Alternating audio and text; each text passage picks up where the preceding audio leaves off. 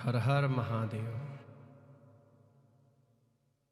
जब माता पार्वती जी ने इस प्रकार उत्तर दिया उन सप्तऋषियों को कि मुझे तो भले ही करोड़ों जन्म लेना पड़े, मैं नारद जी के वचनों का परित्याग नहीं करूंगी और तप करके शिव को प्राप्त करके ही रहूंगी।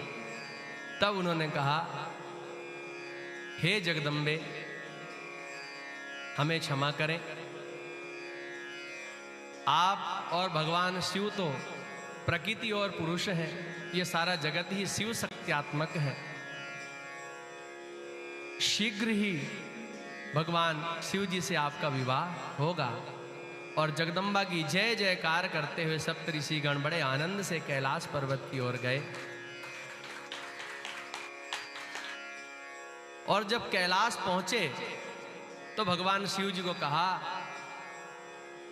कि भगवान, जिस प्रकार कोई मनुष्य अपने प्राणों से प्रेम करता, हम लोग कितना प्रेम करते हैं, शरीर में कुछ भी हो जाए तो हम किस प्रकार की रक्षा करते हैं।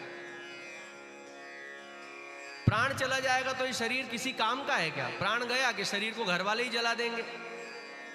तो जैसे कोई व्यक्ति अपने प्राणों से प्रेम करता है, हम लोग कहते हैं ना, जिसे किसी को बहुत प्रेम करते हैं तो हम क्या बोलते हैं, आप तो हमें प्राणों से भी अधिक प्रिय हैं, कहते हैं ना। तो किसी को उपमा भी देना हो तो हम प्राण की देते हैं। कहते हैं जैसे कोई व्यक्ति अपने प्राणों से प्रेम करता है, जगदम्बा तो उससे कई गुना अधिक अनंत रूप से आपसे प्रेम करती हो। जगदम्बा ने कहा ना कि भले मेरे प्राण चले जाएं लेकिन फिर भी मैं शिव को प्राप्त करके ही रहूंगी। लेकिन प्राण प्रिय नहीं है जगदम्बा को, शिव प्रिय है, इसलिए ये बात कही उन्होंने, यथार्थ बात कही। जब इस प्रकार का निश्चल प्रेम श्रवण किया भगवान शिव जी ने, उसी समय माता पार्वती के प्रेम के आनंद में भगवान शिव जी डूब गए, हर्षित हो गए, मन में आनंदित हो गए। सप्तऋषि वहां से अंतर्धान हुए और भगवान शिव जी कैलाश से अंतर्धान होकर एक ब्राह्मण का रूप धारण करते हैं और स्वयं सोचते हैं कि मैं तो देखूं जरा पार्वती के वास्तव में इतना ही प्रेम करती हैं जैसा सप्तऋषियों ने कहा। स्वयं उस तपोमय मूर्ति को देखना चाहते हैं भगवान भोलेनाथ। इसलिए भगवान शिव जी एक ब्राह्मण का रूप धारण करके जाते हैं और कहते हैं पार्वती से, देवी आप ये तप क्यों कर रही हैं? तो पार्वती जी स्वयं उत्तर नहीं देती, बल्कि अपनी सखी विजया से कहती हैं कि तुम इन्हें बता दो मेरे उद्देश्य के बारे में, इन ब्राह्मण देवता को। तो विजया कहती हैं कि ये मेरी सखी पार्वती पर्वतराज हिमालय की पुत्री हैं, शिव जी को अपना पति बनाने के लिए तप कर रही हैं। तो भगवान भोलेनाथ की लीला देखो आप। ब्राह्मण रूपी शिव क्या कहते हैं, तुमने तो कह दिया, मैं कैसे मानूं जब तक ये ना कहे। भगवान शिव पार्वती के मुख से सुनना चाहते हैं। जब हमारा कोई प्रेमी हमें कह दे कि हम आपको बहुत चाहते तो बड़ा आनंद आता, दूसरे के मुख से सुनने में उतना आनंद नहीं आ रहा। तो भगवान भोलेनाथ सोचते हैं कि पार्वती स्वयं कहें, तो कहते हैं कि तुम्हारी सखी यदि कहे तो मैं जानूं। भगवान ब्राह्मण के रूप में है। तो पार्वती कहती है, हे ब्राह्मण देवता, मैं शिव को ही अपना पति बनाना चाहती हूँ। हजारों वर्ष से मैं उनके लिए ही तप कर रही हूँ, लेकिन लगता है शिव जी मुझे भूल गए, मुझे देख नहीं रहे। इसलिए अब मैं अग्नि में प्रवेश करके अपने शरीर का त्याग करूंगी।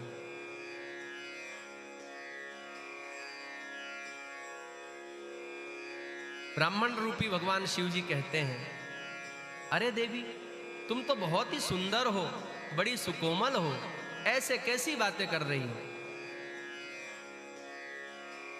वो शिव तो अपने ध्यान में ही मगन रहते हैं, वो किसी के भावनाओं को क्या जाने, वो स्वयं निर्विकार रहते हैं और दूसरों को भी ऐसा ही बनाने की चेष्टा करते रहते हैं। स्वयं सदा तप में रहते हैं और सोचते दूसरा भी तप ही करता रहे। तुम्हें यदि विवाह करना है तो विष्णु आदि देवताओं से करो। शिव के पास है क्या? स्वयं खाने पीने की, भोजन की कोई व्यवस्था नहीं है, जगह जगह घूमता रहता है, ना कोई मकान है रहने के लिए, वही कैलाश पर्वत पर कभी रहता, कभी शमशान में रहता है। कोई ना तो स्नान ध्यान का नियम है, कभी भभूत लगा लेता है, कभी सर्पों को धारण कर लेता, कभी मुंडमाल धारण कर लेता, कभी हड्डियों को पहन लेता है। उसके साथ गृहस्थ जीवन कैसे सुखी रहेगा? जब शिव जी की निंदा की तो माता पार्वती कहते हैं कि ब्राह्मण देवता, मैं तो आपको विप्र समझ करके अपना सौभाग्य समझ रही थी, इसलिए मैंने आपसे वार्तालाप की, लेकिन अब आप यहाँ से जा सकते हैं, क्योंकि ब्राह्मण अवध्य हैं, इसलिए मैं आपको दंड तो नहीं दूंगी, लेकिन मैं नहीं चाहती कि आपके तिरस्कार से मेरे तप का तेज, मेरे तप का पुण्य कम हो, क्योंकि ब्राह्मण संतों के तिरस्कार करने पर तप क्षीण हो जाता है, उसका नाश होता है, क्षय होता है। माता जी तप करने बैठ गई। इतने में ब्राह्मण फिर बोलने को जैसे ही उद्यत हुए शिव जी, वैसे उन्होंने अपनी सखी विजया से कहा, इसे कह दो ये यहां से चला जाए, अन्यथा अब मैं इन्हें क्षमा नहीं करूंगी। विजया ने कहा कि हे ब्राह्मण देवता, मेरी सखी को क्रोध आ रहा है, कृपा करके आप उनके स्वामी के विषय में इस प्रकार की चर्चा ना करें और आप यहां से चले जाएं। अब भगवान शिव जी तो प्रेम में डूब गए कि आहा कितना प्रेम करती है पार्वती, मेरी निंदा भी नहीं सुन पाती। और तुरंत ही जैसे ही माता पार्वती नेत्र बंद करके बैठी, वैसे ही भगवान अपने वास्तविक स्वरूप में प्रकट हो गए। भगवान शिव जी पंचमुखी, 5 आनन हैं उनके, पंच आनन, 10 भुजाएं, सभी मुख में 3-3 नेत्र हैं, 15 नेत्रों वाले, श्वेत भस्म लगा रखी है, गौर वर्ण के भगवान बड़े ही सुंदर स्वरूप में, कर्पूर गौरम करुणावतरम, कपूर जैसे गौर वर्ण में भगवान भोलेनाथ वहां प्रकट हुए। अब भगवान प्रकट है, लेकिन माता जी ने नेत्र बंद कर रखे हैं।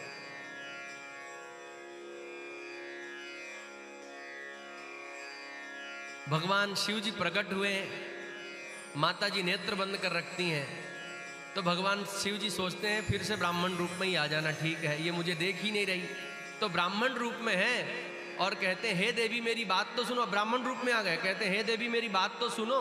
तो पार्वती जी कहती हैं अपनी सखी जया और विजया से, जो सेवा करने के लिए उनके नियुक्त थी, कहती हैं देखो देवियों, देखो सखियों, ये ब्राह्मण जो है बड़ा हठी है। ब्राह्मण और संतों को तो एक बार कह दो चले जाओ तो वो स्वाभिमान के कारण तुरंत चल देते हैं, इसको हम भगा रहे हैं फिर भी नहीं जा रहा है, तो इसे दंड भी नहीं दे सकते क्योंकि मुझे अपना तप छीन नहीं करना है, क्षय नहीं करना उसका, तो हम ही यहां से चली जाती हैं। तो माता पार्वती दूसरे स्थान पर वहां से जाने लगी, और जैसे ही भगवान शिव जी के बगल से निकली, ब्राह्मण रूपी जो भगवान शिव थे, उसी क्षण भगवान ने अपना स्वरूप प्रकट किया और माता पार्वती का हाथ पकड़ लिया। कहते हैं देवी मैं तो तुम्हारे प्रेम में आनंदित हूँ, डूबा हुआ हूँ, तुम मुझे छोड़कर कहाँ जा रही हो। और जैसे ही माता पार्वती ने शिव जी की तरफ पलट कर देखा तो लज्जित हो गई, और लज्जित होकर के अपने नेत्र नीचे कर लिए। भगवान भोलेनाथ कहते हैं देवी मैं और तुम तो सदा ही जन्म जन्मांतर के साथी हैं, हमारा एक जन्म का साथ नहीं है, सदा शाश्वत साथ है। बाकी हम लोगों का साथ शाश्वत नहीं है, हो सकता है इस जन्म में कोई किसी का भाई हो, किसी का बंधु हो, किसी का माता, किसी का पिता, किसी की पत्नी, किसी का पुत्र हो, अगले जन्म में ऐसा ही होगा, ये जरूरी नहीं है। शिव जी का कहने का भाव कि तुम्हारे कितने ही जन्म हो, तुम हर जन्म में मेरी ही पत्नी बनोगे, अर्थात हमारा रिश्ता जो है शाश्वत है, जगत के रिश्तों की तरह नश्वर नहीं है, नाशवान नहीं है। इसलिए हमें विवाह आदि बंधनों की आवश्यकता क्या है कि हम विवाह करेंगे तभी पति पत्नी कहलाएंगे क्या? हमारा प्रेम तो अटल है, युगों युगों से है, इस बात को सब जानते हैं। अतः तुम तो चलो तुरंत मेरे साथ कैलाश चलो। कहाँ चलो? कैलाश। भगवान कैलाश ही ले जाने के लिए उत्सुक हो गए, उद्यत हो गए। तो माता पार्वती कहती देव मेरी बात सुनिए, क्षमा कीजिए, भगवान मैं अभी आपके साथ नहीं जाऊंगी, आपने मेरा तप सफल कर दिया, मुझे आनंदित कर दिया, मैं धन्य हो गई, लेकिन मैं चाहती हूँ कि मेरे पिताजी मेरे कन्यादान करने का सौभाग्य प्राप्त करें, उन्हें भी हर पिता की तरह वो कन्यादान करने का सौभाग्य प्राप्त हो। शास्त्रों में उसकी बड़ी महिमा है। तथा भगवान पूर्व में सती अवतार के समय मेरे पिता दक्ष ने नवग्रह आदि का पूजन नहीं किया था, इसलिए हमारे वैवाहिक जीवन में बहुत प्रकार के विघ्न उपस्थित हुए। अतः मैं चाहती हूँ कि अब हम नवग्रहों का पूजन करके विधिवत सांगोपांग, जिस प्रकार विवाह की विधि है उस प्रकार वैवाहिक ब्राह्म विवाह विधि से, 8 प्रकार के विवाह मनुस्मृति में बताए गए हैं, सर्वश्रेष्ठ ब्राह्म विवाह पद्धति, तो ब्राह्म विवाह पद्धति से हम लोग विवाह करें, जिसमें कन्या का पिता समस्त गणपति से लेकर नवग्रह आदि का पूजन करके, होम आदि करके अपनी कन्या का कन्यादान करता है। उस प्रकार की विधि को आप संपन्न करवाइए, ऐसी कृपा करिए। भगवान भोलेनाथ ने कहा तथास्तु। ऐसा कहकर भगवान वहां से अंतर्धान हो गए और माता पार्वती अपने घर अपनी सखी जया और विजया के साथ गईं। माता पार्वती का स्वागत किया हिमालय जी ने, बड़े आनंद के साथ स्वागत किया।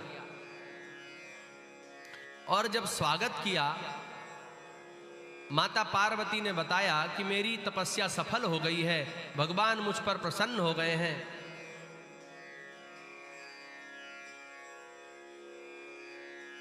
भगवान शिव मुझ पर प्रसन्न हो गए हैं, अपनी पत्नी बनाने का आश्वासन दिया है, वचन दिया है। हिमालय बड़े प्रसन्न हो गए।